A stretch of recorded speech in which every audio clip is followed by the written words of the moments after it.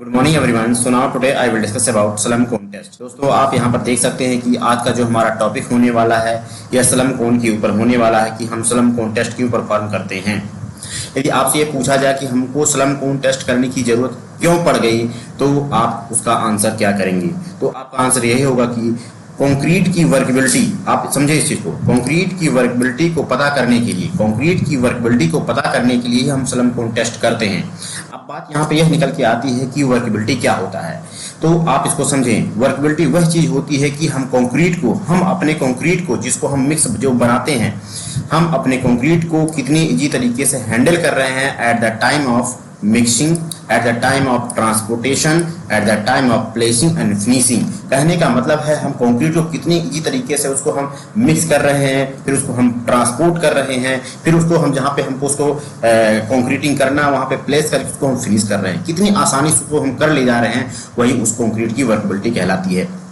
तो वर्कबिलिटी को find out करने के लिए 4 मेथड्स बनाए गए हैं स्लम टेस्ट, जिसको हम IS कोड 1199/2018 पार्ट 2 के अकॉर्डिंग कंडक्ट करते हैं। अब नेक्स्ट हम बात करें तो VB टेस्ट होता है, इसको भी सेम IS कोड से ही हम इसको फॉलो करते हैं। थर्ड है कॉम्पैक्शन फैक्टर टेस्ट और नेक्स्ट है फ्लो टेबल टेस्ट। इन सारे टेस्ट के को परफॉर्म करके ही हम कंक्रीट की वर्कबिलिटी को जो है निकाल सकते हैं। अब बात करेंगे दोस्तों, सबसे पहले हम किसकी बात करें, यदि बात करें स्लम कोन टेस्ट की, किसकी बात करते हैं हम, स्लम कोन टेस्ट की बात करेंगे कि स्लम कोन टेस्ट को हम साइट पर कैसे परफॉर्म करेंगे। तो सबसे पहले बात यह निकल के आएगी कि स्लम कोन टेस्ट करने के लिए हमको किन किन ऑपरेटर्स की जरूरत पड़ती है। तो ऑपरेटर्स की बात करें तो सबसे पहले स्लम कोन टेस्ट होगा, स्लम कोन होगा। स्लम कोन जो है इस प्रकार दिखता है आपको, ठीक है। स्लम टेस्ट बेस होगा, आप यहाँ पर इसका बेस देख सकते हैं। टेम्परिंग रॉड होगा जिससे हम जो है टेम्पर करेंगे, आप यहाँ भी देख सकते हैं, ठीक है। फनल होगा, हमारे पास फनल एब है, ठीक है। मेजरिंग टेप होगा, आप टेप भी यहाँ पर देख सकते हैं। और स्क्रबर होगा, ब्रश होगा, आप यहाँ पर देख सकते हैं। ये सारे ऑपरेटर्स होंगे जिनकी सहायता से, जिनकी मदद से हम अपने टेस्ट को कंडक्ट करते हैं, परफॉर्म करते हैं। अब बात कर लेते हैं वहीं पर कि इस टेस्ट को हम बेसिक कैसे परफॉर्म करते हैं साइट पर। तो सबसे पहले हम इसके ऑपरेटर्स की बात करें तो ऑपरेटर्स की बात करें तो स्लम कोन जो किस प्रकार किस शेप का दिखाई देता है। यदि आपसे पूछा जाए स्लम कोन किस शेप का दिखाई देता है तो यह फ्रैक्टम शेप का होता है, जिसकी थिकनेस, इसके प्लेट की थिकनेस, इसके मेटल की थिकनेस 1.6 mm की होती है। ये जो आपको बना हुआ यहाँ पे दिखाई दे रहा है, जिसकी थिकनेस को देखा जाए, इसके थिकनेस की प्लेट को देखा जाए तो 1.6 mm निकल के आएगा।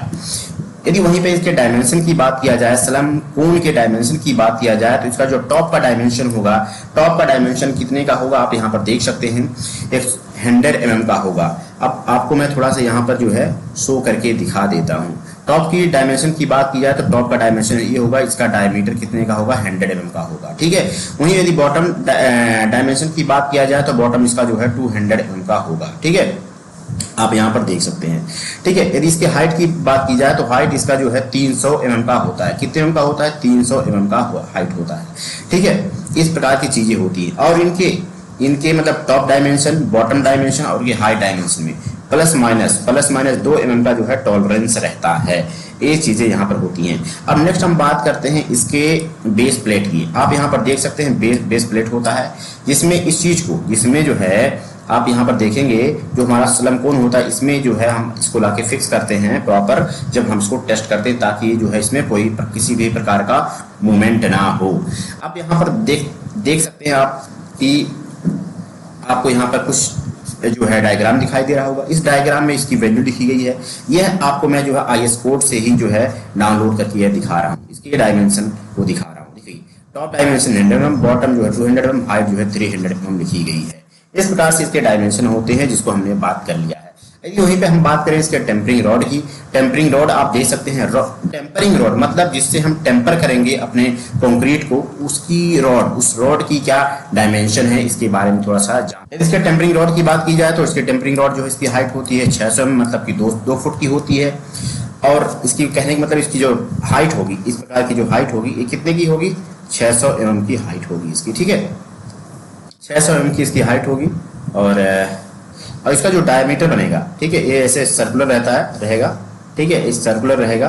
तो इसकी जो हाइट रहेगी, लेंथ रहेगी 600 mm की रहेगी, और जो डायमीटर रहेगा वो 16 mm का रहेगा, जो कि आप यहाँ पर देख सकते हैं।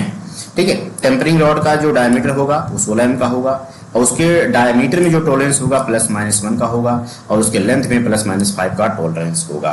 दोस्तों नेक्स्ट हम यदि बात करें तो स्लम कितने प्रकार के होते हैं। स्लम देखा जाए तो स्लम बेसिकली 3 प्रकार के होते हैं, ठीक है। कोलैप्स स्लम, शेयर स्लम और ट्रू स्लम। इस प्रकार की स्लम की वैल्यू होती है, ठीक है, जिसको हम फाइंड आउट करते हैं आफ्टर टेस्टिंग। आज आपको यहाँ पर एक चीज और देखना है कि स्लम टेस्ट को हम परफॉर्म कैसे करते हैं बेसिक। तो इसको हम IS कोड 1199/2018 पार्ट 2 के अकॉर्डिंग जो है इसको हम कंडक्ट करते हैं। यदि मोटा मोटा इसको समझाया जाए तो इसको हम जो हमारे पास स्लम की वैल्यू होती है, कहने का मतलब जो हमारे पास अपरेटस होता है, कौन सा अपरेटस होता है, ये देखिए यहाँ पे कौन सा अपरेटस है, यहाँ पे स्लम रखा गया है, स्लम कोन रखा गया है और यहाँ पे आप देख सकते हैं कि यहाँ पर क्या है, कंक्रीट बना हुआ है और इस कंक्रीट को भी इसके अंदर क्या करेंगे, हम फिल करेंगे, ठीक है। तो कहने का मतलब यह है कि इसको हम 3 लेयर में जो है फिल करेंगे, ठीक है, और पर लेयर तो 25 स्ट्रोक्स जो है इसमें अप्लाई करेंगे। मतलब कि इसमें जो इसकी हाइट कितनी है भाई, इसकी हाइट है हमारी 300। इसकी हाइट जो है देखिए, इसकी हाइट कितनी है, यदि इसकी हाइट 300 है तो इसको हमको कितने लेयर में भरना है, 3 लेयर में भरना है। तो कहने का मतलब एक लेयर में 100 mm, दूसरे लेयर में 100 mm और तीसरे लेयर में 100 mm जो है कंक्रीट भरेंगे और पर लेयर 25 जो है टेम्परिंग रॉड से जो है उसको हम क्या करेंगे, टेम्पर करेंगे, उसको जो है यूनिफॉर्मली जो है टेम्पर करेंगे 25 बार, ठीक है, ताकि जो है उसमें वाइट्स वगैरह हो वो जो है निकल जाए, प्रॉपर हो, कॉम्पैक्ट हो जाए, ठीक है। तो हमको कितने लेयर में भरना, 3 लेयर में इसको भरना है, ठीक है। 25 स्ट्रोक हमको अप्लाई करना है। पर पहले हम IS कोड जब हमारे पास हम फॉलो करते थे 1199/1959 पार्ट 2, उसमें हम 4 लेयर में भरते थे और 25 बार मारते थे। लेकिन ये इसको अभी आप भूल जाइए, अभी हम इसमें 3 लेयर में भरते हैं और 25 स्ट्रोक अप्लाई करते हैं। इसको उसके बाद जब हम 3 लेयर में इसको भर लेते हैं प्रॉपर, तो इसको टॉप सरफेस को हम क्या करते हैं, प्रॉपर जो इसको फिनिश कर देते हैं, टेम्परिंग रॉड से स्मूथ कर देते हैं बिल्कुल। और इसको मतलब जो स्लम हमारा फिल हो गया मोल्ड को हम क्या करेंगे, रिमूव करेंगे +-2 सेकेंड में, मतलब +-2 सेकेंड के अंदर ही हमको जो है मोल्ड को जो है वर्टिकली जो है इसको अपवर्ड डायरेक्शन में इसको हटाना रहेगा, ठीक है। उसके बाद हम क्या करेंगे, स्लम टेस्ट को अपने को मेजर कर लेंगे। अभी दोस्तों वहीं पर हम यह बात करेंगे इस टेस्ट को हम कितने मिनट में, कितने ड्यूरेशन में कंप्लीट करना चाहिए, तो इसके बारे में भी IS कोड हमारा लिखता है। सारे टेस्ट मतलब जब हम फिलिंग का प्रोसेस स्टार्ट करेंगे, फिलिंग के प्रोसेस से मोल्ड जब हम उसको निकाल देंगे, सारा टेस्ट हमारा जो है 180 सेकेंड के अंदर कंप्लीट हो जाना चाहिए।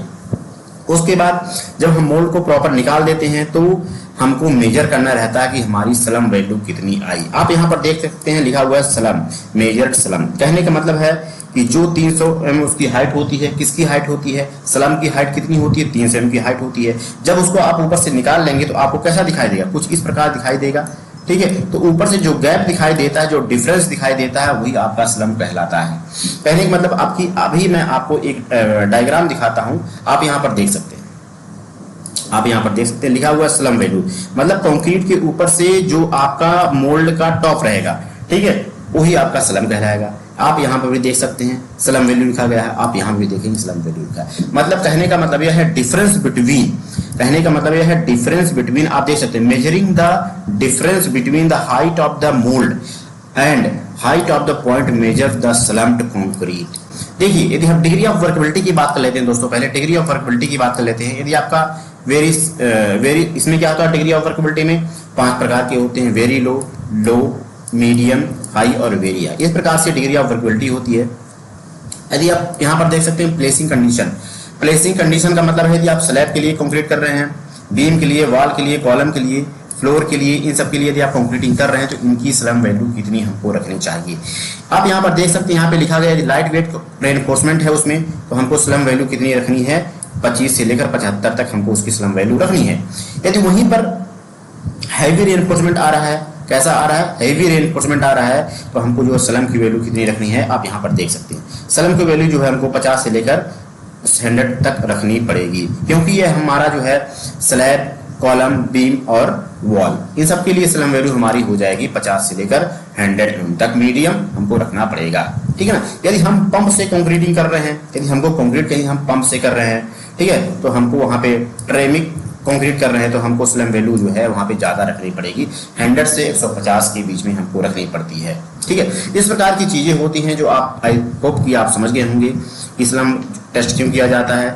स्लम टेस्ट हम इसलिए करते हैं ताकि कंक्रीट की हम वर्केबिलिटी को पता कर पाएं कि उसमें कितना पानी मिला हुआ है। ठीक है, यदि पानी की मात्रा हमारे स्लम में कंक्रीट में ज़्यादा हो जाएगी तो हमारा स्लम की वैल्यू ज़्यादा आ जाएगी। इसका मतलब है कि आपके कंक्रीट की स्ट्रेंथ पर वह इफेक्ट डालेगा, स्ट्रेंथ आपकी कम हो जाएगी। तो दोस्तों हमको बहुत ही विशेष ध्यान देना रहेगा कि डिजाइन में हमारा स्लम वैल्यू कितना दिया गया है, उसके अकॉर्डिंग ही जो है हमको चेक करना रहेगा कि उससे ज़्यादा ना हो। यदि स्लम वैल्यू ज़्यादा आएगी तो स्ट्रेंथ हमारा कम हो जाएगा। धन्यवाद, थैंक यू।